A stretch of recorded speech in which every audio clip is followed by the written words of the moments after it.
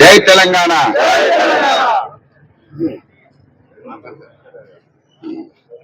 బీసీల రిజర్వేషన్లను 42% ఇస్తా అని ఎన్నికలకు ముందు బీసీ డిక్లరేషన్ పేరుతో గొప్పగా కామారెడ్డిలో కర్ణాటక ముఖ్యమంత్రి సిద్ధరామయ్య గారిని తీసుకొచ్చి అనేక విషయాలను బీసీ డిక్లరేషన్ అంటే ఒక 42% రిజర్వేషన్లే కాదు, అనేక విషయాలను పొందుపరిచిండ్రు. ఈ పొందుపరిచినటువంటి మేనిఫెస్టోకు చైర్మన్ మన మంత్రి ఎమ్మెల్యే దుద్దిల్ల శ్రీధర్ గారు, దీనికి నాయకుడు రేవంత్ రెడ్డి గారు. ఈ దుద్దిల్ల శ్రీధర్ గారు మేనిఫెస్టో చూస్తుంటే నాతోటి కలిసి ఉన్నప్పుడు ఆయన మందు తాగపోయేది. ఈ మేనిఫెస్టో చూస్తే ఇప్పటి వరకు ఈ మేనిఫెస్టో అమలు కాలేదంటే కళ్ళు దాగి ఇట్లా రాసిండని అనిపిస్తున్నది నాకు. కళ్ళు దాగిన వాళ్ళు అప్పుడప్పుడు రాత్రి ఒక రకంగా పొద్దున ఒక రకంగా ఉంటారు. దుద్దిల్ల శ్రీధర్ కళ్ళు గిట్ల తాగుతుండా అనేది అనుమానం వస్తుంది. ఎందుకంటే ఈ బీసీ డిక్లరేషన్ లో 42% రిజర్వేషన్లు 6 నెలల లోపే రిజర్వేషన్ల పెంపు అని వాళ్ళు బీసీ డిక్లరేషన్ లో పెట్టిండ్రు. అంతేకాకుండా దీనిలో 42% ఎక్కువ చెప్తా ఉన్నారు కాంగ్రెస్ పార్టీ వాళ్ళు. ఒకవేళ ఈ 42% అనేక ఆంక్షలు ఉండొచ్చు, ఇది రాజ్యాంగబద్ధంగా ఆలస్యం అవుతుంది కావచ్చు. 6 నెలల్లో ప్రయత్నం చేయలేదు ఒక అంశము. రెండో అంశము, ప్రభుత్వ సివిల్ కాంట్రాక్టులలో 42% రిజర్వేషన్ ఇస్తా అన్నారు. ఇది గుర్తున్నదా లేదా అర్థమైతే లేదు. అంతేకాకుండా బీసీలకు ఒక మంత్రిత్వ శాఖను ఏర్పాటు చేస్తా అన్నారు. అది గుర్తుందా లేదా అర్థమైతే లేదు. అంతేకాకుండా బీసీ చిరు వ్యాపారులకు వాళ్ళ వ్యాపారాలు నిర్వహించుకునేందుకు 10 లక్షల రూపాయల వడ్డీ లేని రుణాలను ఇప్పిస్తామన్నారు. మరి ఇది గుర్తుందా లేదా అర్థమైతే లేదు. అంతేకాకుండా వీళ్ళ చేతిలో ఉన్నది జనగామ జిల్లాకు సర్దార్ సర్వాయి పాపన్న గౌడ్ పేరు పెడతా అన్నారు.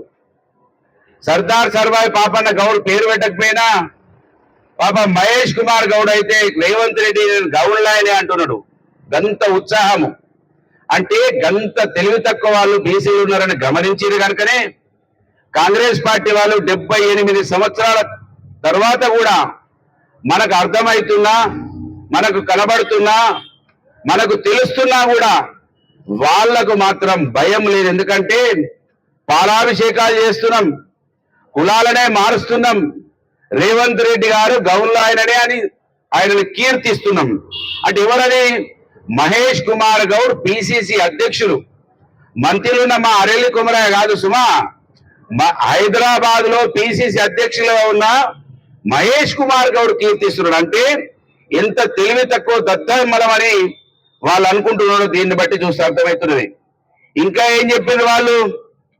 మా గౌడన్నలకు 15% రిజర్వేషన్లు ఇచ్చిండు వైన్ షాపులలో గౌరవ మాజీ ముఖ్యమంత్రి కేసీఆర్ గారు. దాన్ని 25% వేస్తా అని శ్లోకాలు చదివేదు. మరి పాపం మా మంత్రి ఎమ్మెల్యే దుద్దిల్ల శ్రీధర్ కు అర్థమైతున్నాయా అర్థమైతలేదా? నాకైతే అర్థమైతలేదు. ఇంకొక విషయాన్ని చెప్పాలి ఇక్కడ. ఆయన ప్రతిపక్ష ఎమ్మెల్యేగా ఉండే, బీఆర్ఎస్ పార్టీ ప్రభుత్వం ఉండే, కేసీఆర్ గారి ముఖ్యమంత్రి ఉండే.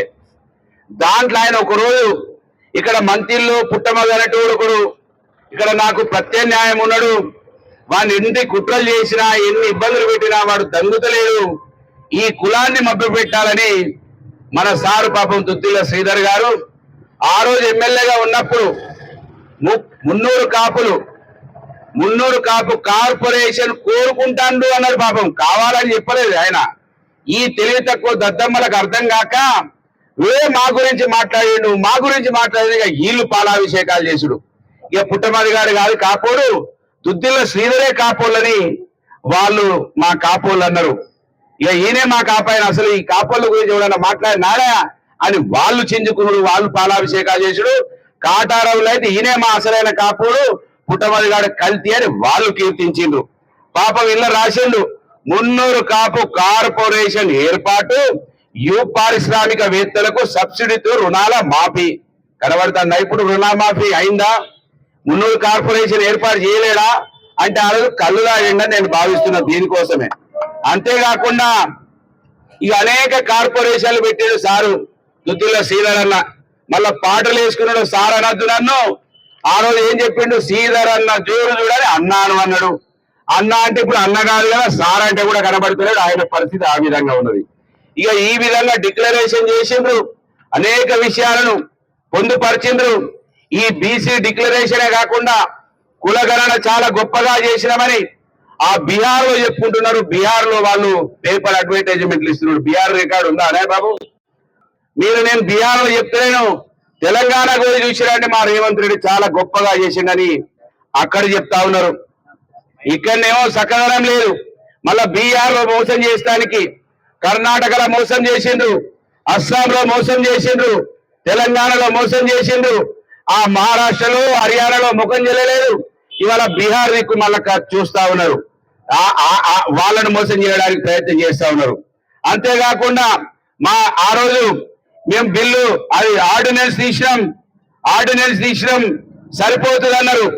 ఆర్డినెన్స్ గవర్నర్ వద్ద ఉన్నది అన్నారు.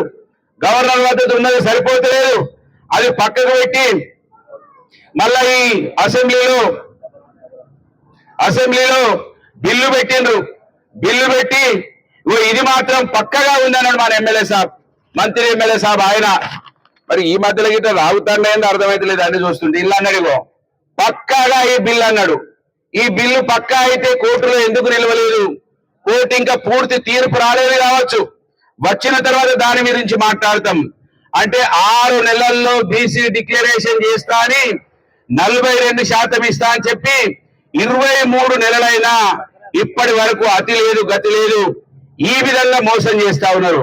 అంటే ఇంత పెద్ద బీసీ సమాజం ఏ విధంగా చులకనగా ఈ దేశంలో మరీ ముఖ్యంగా తెలంగాణ రాష్ట్రంలో చులకనగా చూడబడుతున్నదంటే దీనికి కారణం దుద్దిల్ల శ్రీధర్ అనే విషయాన్ని మనం గమనించకపోతే ఇక మనం జీవితాంతం ఈ దుద్దిల్ల శ్రీధర్ 3 ఓట్లు ఉన్నటువంటి కుటుంబం, 300 చిల్లర ఉన్నటువంటి కులం, 40 ఏళ్లుగా ఒకటే కుటుంబం ఇదే విధంగా మాయా మచ్చింద్ర చేసి ఈ సమాజాన్ని వాడుకొని ఎదిగినటువంటి వాళ్ళని ఎదిగినట్టుగా భూమిలో తొక్కేసి ఎటు కాకుండా ఏదో ఒక కుట్ర చేసి ఏదో ఒక అబద్ధం చెప్పి ఈ సమాజానికి దూరం చేసి ఈ విధంగా మోసం చేయడానికి కారణం మనం చూస్తుండగానే మన జేబులు మాయమవుతున్నాయి, మన కుర్చీలు మాయమవుతున్నాయి, మన డబ్బు దోసుకుంటా ఉన్నారు, మన కుర్చీలను దోసుకుంటా ఉన్నారు. 42% ఇవ్వడానికి గిన్ని బంధులా గిన్ని కథలా అసెంబ్లీలో ఒకరొకటి చెప్తారు, ఏమి చెప్తారో అర్థం కాదు, ఏం చేస్తున్నారో అర్థం కాదంటే మహేష్ కుమార్ లాంటి వాళ్ళు, మహేష్ గౌడ్ లాంటి వాళ్ళు, పొన్నం ప్రభాకర్ గౌడ్ లాంటి వాళ్లకు ఇంకా అర్థం కాకపోవడం వలన పొన్నం ప్రభాకర్ గౌడ్ అన్నా నువ్వు ఇప్పటికైనా మేలుకోవాలి. ఈ కరీంనగర్ మట్టి బిడ్డవు, మంత్రితో సంబంధం ఉన్న బిడ్డవు, నువ్వు మా బిడ్డవు కనుక నువ్వు కూడా వాళ్ళ మాయలో పోతే, దుద్దిల్ల శ్రీధర్ మాయలో పోతే ఏ విధంగా మొన్నటిదాకా నేను ఆడుకున్నాడో నీకే తెలుసు. కనుక నేనేమంటున్నా, ఈ బీసీ డిక్లరేషన్ మీద ఎవరికి కోట్లకు పోవద్దని నువ్వు విజ్ఞప్తి చేస్తే రేవంత్ రెడ్డి ఎంబడున్నాయనే కోర్టులోకి కేసు వేసిండు. దీని మీద మాట్లాడాల్సినటువంటి పొన్నం ప్రభాకర్ అన్న హైకోర్టులోకి పోతున్నాడు. హియరింగ్ జరుగుతుంటే ఏమన్నా ఆలోచన ఉన్నదా మీకు? పొన్నం ప్రభాకర్ గౌడ్ గారు, ఆయన పేరు మన మంత్రి గారు బీసీ మంత్రి వాకటి శ్రీహరి గారు, కొండ సురేఖ గారు హైకోర్టులో మీరు ఏం చేస్తారు అంటే టీవీల ముందట షోలు ఇచ్చి బయట ప్రపంచాన్ని మోసం చేయడంలో ఆ రేవంత్ రెడ్డికి దుద్దిల్ల శ్రీధర్ కు మీరు వత్తాసు పలకడమే అనే విషయాన్ని బీసీ సమాజం అంతా గమనిస్తా ఉన్నారు. మీరు అగౌరవ పాలైతా ఉన్నారు. అసలు మీరు కోర్టుకు ఎందుకు వెళ్ళాలి? మీరు మంత్రివర్యులు మీ మంత్రి స్థానంలో కూర్చోవాలి. వాళ్ళేమో చట్టాలను తయారు చేసి, వాళ్ళేమో మేనిఫెస్టోలను తయారు చేసి గొప్పలుగా కీర్తించబడుతుంటే మీరేమో హైకోర్టులో పోయి అబాస్ పాలవుతారా? మీకు ఇంకా కూడా అర్థమైతే లేదా? మీ పార్టీ కోసమో మీ వాళ్ళ కోసమో మీరు పనిచేయండి తప్ప, మీ పార్టీలో ఉన్న వాళ్ళ కోసం పనిచేయండి తప్ప ఈ రేవంత్ రెడ్డి కోసం దుద్దిల్ల శ్రీధర్ కోసం పనిచేస్తే మీరు అబాస్ పాలవుతారనే విషయాన్ని మా పొన్నం ప్రభాకర్ అన్నాడు, కొండా సురేఖర్ గారిని, మా వాకిట శ్రీహరి గారిని కోరుతా ఉన్నాను. మీరు మా బీసీ బిడ్డలు, మా కోసం ప్రయత్నం చేస్తున్నారు, కానీ కాళ్ళల్లో కట్టెలు పెడుతున్నది రేవంత్ రెడ్డి గారు, దుద్దిల్ల శ్రీధర్ గారి విషయాన్ని మీరు గమనించాలి. మేనిఫెస్టో రాసినోడు ఒకడు, దానికి ఆమోదం తెలిపినోడు ఒకడు, నీకు సంబంధమే లేదు, నువ్వు రిక్వెస్ట్ చేసినావు ఎవరు కూడా కోర్టుకు పోవద్దని. మరి కోర్టుకు పోవద్దంటే ఆగింది ఎవడన్నా? అది రేవంత్ రెడ్డి మనిషి కోర్టుకు పోయిండు. ఫోటోలు కూడా కనబడుతున్నాయి. కనుక మీకు అర్థం కాకపోవడం దురదృష్టం. కనుక ఇవాళ 42% రిజర్వేషన్లు లేట్ అయినా కూడా కాంట్రాక్టర్లలో మాకు శాతం వేయడానికి ఏం తేడా? మా గౌడన్నలకు బ్రాండ్ షాపులలో అది 25% పెంచడానికి ఏమి ఇబ్బంది ఉంది? మంత్రిత్వ శాఖ పెట్టడానికి ఏమి ఇబ్బంది ఉంది? అంతేకాకుండా కాపు కార్పొరేషన్ ఇంకా ఇతరత్ర కార్పొరేషన్ లో పెట్టడానికి మీకు ఏమి ఇబ్బంది ఉంది? అంతేకాకుండా మీరు సంవత్సరానికి 20,000 కోట్ల రూపాయలు బీసీ వాళ్లకు కేటాయిస్తామన్నారు. దాదాపు 20,000 కోట్లు ప్రతి సంవత్సరం కేటాయిస్తామన్నారు. ఏంది? సబ్ ప్లాన్ పెట్టి 20,000 కోట్లు 5 ఏళ్లకు కేటాయిస్తామన్నారు. 2,000 కోట్లు కూడా ఇప్పటి వరకు కేటాయించలేదు. దాని గురించి ఆలోచన చేయరు. అంటే చేసేటి మీ చేతులున్నాయి, చెయ్యరు. రాని వాటి గురించి మా కాశ చూపించి మా ఊళ్ళను పిచ్చోళ్ళని చేసి గ్రామాల్లో ఉన్న మమ్మల్నే కాదు, మా పొన్నం ప్రభాకర్ను, మా మహేష్ కుమార్ను, మా కొండ సురేఖను, మా వాకిట శ్రీహరిని, వీళ్ళను కూడా మీరు మోసం చేసి అమాయకులను చేసి, అంతే ఎంత పెద్ద స్థానంలో ఉన్నా వీళ్ళకు తెలివి లేదని మీరు నిరూపించే ప్రయత్నం చేస్తా ఉన్నారు. రేవంత్ రెడ్డి గారు, దుద్దిల్ల శ్రీధర్ గారు, ఇది మీరు ఖచ్చితంగా ఈ మేనిఫెస్టో ఒకవేళ మీరు కళ్ళు దాగి రాయకపోయి ఉంటే దీంట్లో ఒక్కటైనా ఇప్పటి వరకు అమలై ఉండేది. కనుక దుద్దిల్ల శ్రీధర్, నువ్వు ఖచ్చితంగా ఇది మోసం చేయడానికి రాసినవా, కళ్ళు దాగి రాసినవా, ఏమి రాసినవా ఈ సమాజం ముందర పెట్టాలి దుద్దిల్ల శ్రీధర్ నేను డిమాండ్ చేస్తా ఉన్నాను. కనుక ఎన్ని రోజులు మమ్మల్ని మోసం చేసి బతుకుతారు మీరు? నీ కుటుంబం, నీ తర్వాత ఇప్పుడు నీ తమ్ముడు జనరల్ సెక్రటరీ హోదాలో తిరుగుతా ఉన్నాడు, తర్వాత నీ కొడుకు తిరుగుతాడు. అంటే మీకోసమే మేము బతుకుడా, మీకోసమే మా ఓట్లు ఉపయోగపడా, ఈ సమాజం అభివృద్ధి కావద్దా అనే దానికి నీ మేనిఫెస్టో సాక్ష్యంగా కనబడుతూ ఉన్నదనే విషయాన్ని గుర్తు చేస్తా ఉన్నాను.